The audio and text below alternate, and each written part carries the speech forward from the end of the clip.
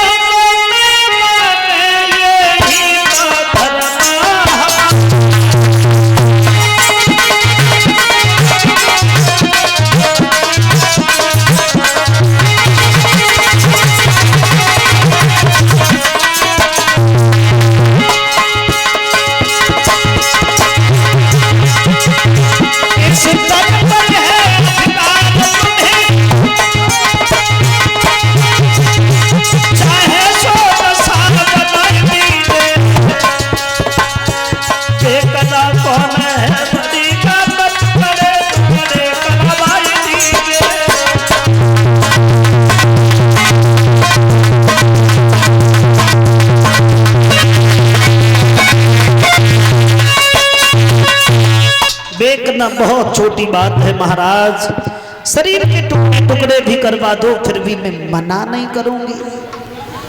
जो ऐसे वचन सुने हरिश्चंद्र रोने लगे। तारा यही उम्मीद लेकर के हम तुम्हारे पास में आए थे, हमें विश्वास था कि तुम हमारे कहे में कभी ना नहीं करोगी, और तुमने तो हमारी उम्मीद का मान रख लिया तारा। वो भी एक स्त्री थी। आधुनिक स्त्री की तरफ देखो, अगर उसका पति ये कहे कि तुम मेरे साथ में बिकोगी तो एक ही जवाब मिलेगा, चल लाठी दियो महात्मा में भजा देना द्वार से। जितना था दे दिया, कोई जरूरी है। बोले हम वचन दे के आए हैं। हाँ तो वचन तुम दे के आए हो, तुम बिक जाओ, और ज्यादा शौक घर में सगा हुए मैं नहीं बिकूंगी। खैर ये बात गलत है। ऐसा नहीं है कि आधुनिक स्त्री अपने पति को मानती नहीं है, बहुत मानती है, बहुत, लेकिन ज्यादा दिन तक नहीं मानती, थोड़े दिन तक, गिने चुने दिन, जब तक दो चीजें दिखाई देती रहती है, शरीर में शक्ति और जेब में पैसा, तब तक बड़ा सम्मान है पति का। है अरे नारी प्रेम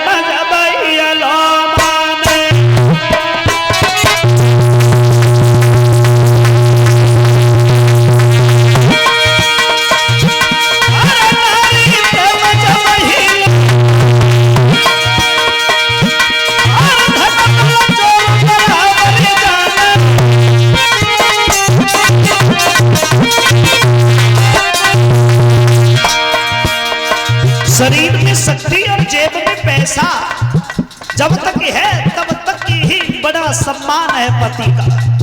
बिना मांगे रोटी तैयार, बिना मांगे पानी तैयार, बाहर से जाओ पैसा पैदा करके ले जाओ, घर में घुसो तो अम्मा मोह देखत और बहू जेब देखत। जब तक उचकी उचकी जेब रहा तब तक बड़ी खुशामद। संजा को धीरे धीरे पैर दब जाता। कितने दिन में आए हो? पड़ोसन गई थी, बड़ी भारी जमकी बनवाए लाई, हमारे कुंडल टूटे पड़े उन्होंने कुछ है कि मतलब सही धरे रहे। और फिर वो स्त्री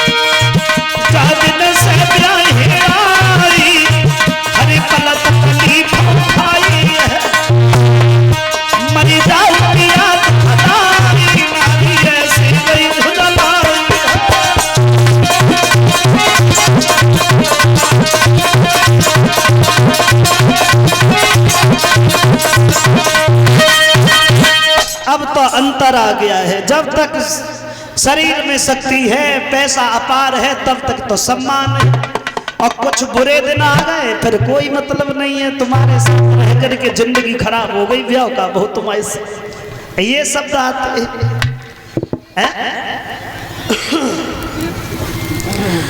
जब से तुम्हारे संग ब्याह भाव जिंदगी खराब है। हमारी मम्मी हाल सूट ले देती नए हैं, एक साड़ी कबू ना दी भाई, मतलब अंतर तो है। तारा जब बिकने के लिए तैयार हुई है, हरिश्चंद्र कहने लगे हैं तारा अब ये सुंदर वस्त्र आभूषण इन पे हमारा कोई हक नहीं है, कोई अधिकार नहीं है, ये हटाओ। फटे पुराने वस्त्र धारण किए ही तीनों प्राणियों ने, और जब ये बिकने के लिए चले हैं तो तीनों की वेशभूषा क्या थी? बाहर इस समय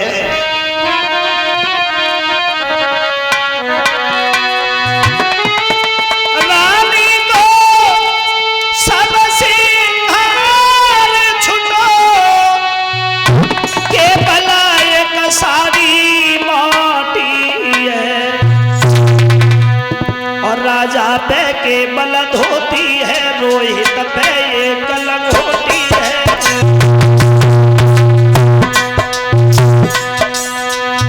फटे पुराने वस्त्र धारण करने के बाद तीनों प्राणी चले ही तारा की दासी ने देखा है तारा को जाता हुआ, तो भक्त के पास चली आई, बहन तुम कहीं बिकने जा रही हो? बोली हाँ। तो फिर मैं इस घर में क्या करूं? मैं भी तुम्हारे साथ चलूंगी। बोली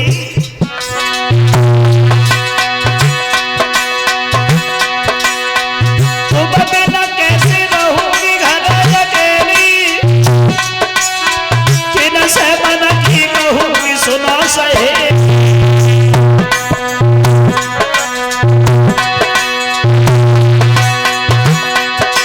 मेरी बहने तुम बिना जी नहीं पाऊंगी, चलियो सकन भाई किधर धर ठोकर खाओ।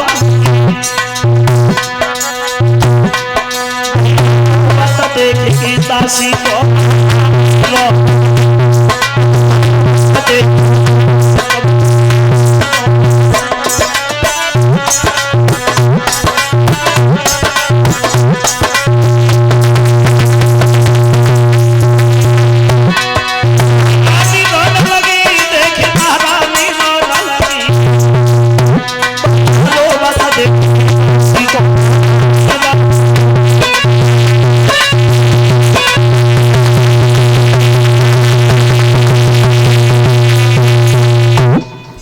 को रोता हुआ देखा है। विश्वामित्र कहने लगे हरिश्चंद्र तुम्हारी स्त्री रोकाए को रही है, ये रो करके हमें कहीं भगाना चाहती है, हमें पिघलाना चाहती है, लेकिन हम भागने वाले नहीं हैं। जब तक दक्षिणा नहीं मिलेगी चुपचाप बैठे रहेंगे, और दक्षिणा मिल जाएगी फिर धीरे से निकल जाएंगे। क्या मतलब है फिर? बोले महाराज ऐसा तो कुछ नहीं है, आप हमें ये बताओ कि बेकने कहाँ चलोगे? तो कहा है कि चलो काशी में चले। आगे आगे विश्वामित्र, पीछे हरिश्चंद्र और रोहितास तारा के साथ में जब चले भागते जा रहे हैं, फिर भी विश्वामित्र आवाज लगा रहे हरिश्चंद्र अरे ऐसा कब तक जाओगे? बढ़े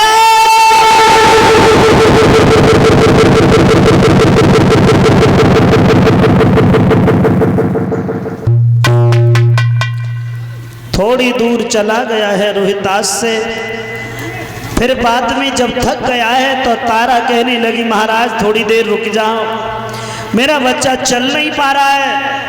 हरिश्चंद्र कहने लगे तारा पागल हो गई हो, ठहरना नहीं है। तारा विनती करती है भगवान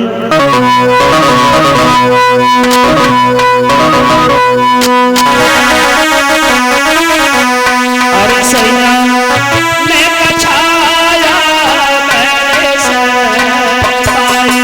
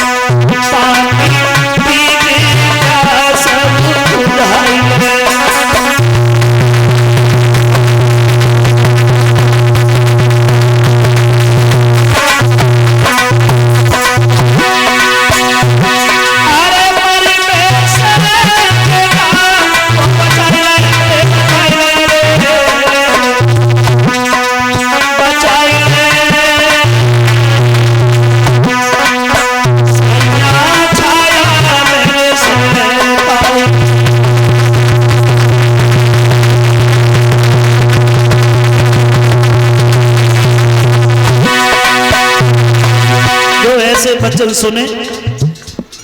हरिश्चंद्र कहने लगे हैं तारा पागल मत बनो, पिता होने के नाते दुख तुम्हें है तो मां होने के नाते अगर तुम्हें है तो पिता होने के नाते दुख हमें भी है, क्या करें।